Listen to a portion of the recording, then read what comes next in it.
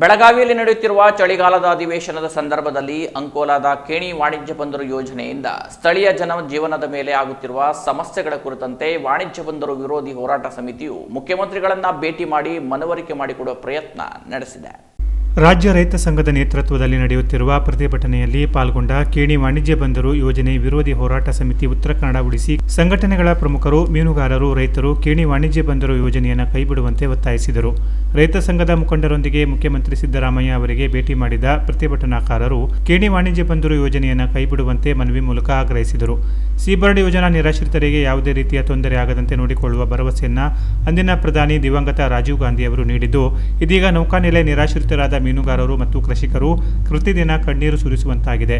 ವಿವಿಧ ಯೋಜನೆಗಳಿಗೆ ಕರಾವಳಿ ತೀರದ ಭೂಪ್ರದೇಶ ಸ್ವಾಧೀನವಾಗಿ ಇರುವ ಸ್ವಲ್ಪ ಪ್ರಮಾಣದ ಕಡಲ ತೀರ ವಾಣಿಜ್ಯ ಬಂದರು ಯೋಜನೆಗೆ ನೀಡಿದರೆ ಕರಾವಳಿಯ ಮೀನುಗಾರರು ಮತ್ತು ಕೃಷಿಕರು ಬದುಕು ಕಳೆದುಕೊಳ್ಳುವಂತಾಗುತ್ತದೆ ಎಂದು ಮನವಿಯಲ್ಲಿ ತಿಳಿಸಲಾಗಿದೆ. ವಾಣಿಜ್ಯ ಬಂದರು ಯೋಜನೆಯಿಂದ ಜನಜೀವನ, ಪರಿಸರ, ಜಲಜೀವ ವೈವಿಧ್ಯಗಳ ಮೇಲೆ ವ್ಯತಿರಿಕ್ತ ಪರಿಣಾಮ ಆಗಲಿದ್ದು, ಮುಖ್ಯಮಂತ್ರಿಗಳು ಕೇಣಿಗೆ ಬಂದು ಅಲ್ಲಿನ ಸ್ಥಿತಿಗತಿಯನ್ನು ವೀಕ್ಷಿಸಬೇಕು.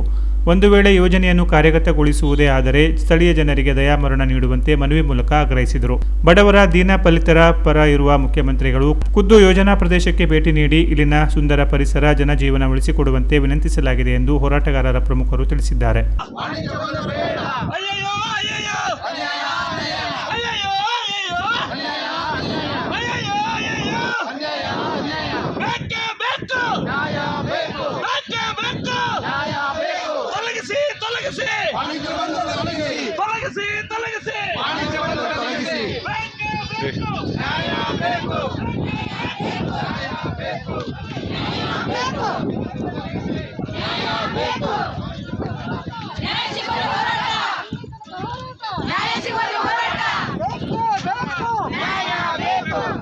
Canara plus news, Ankola.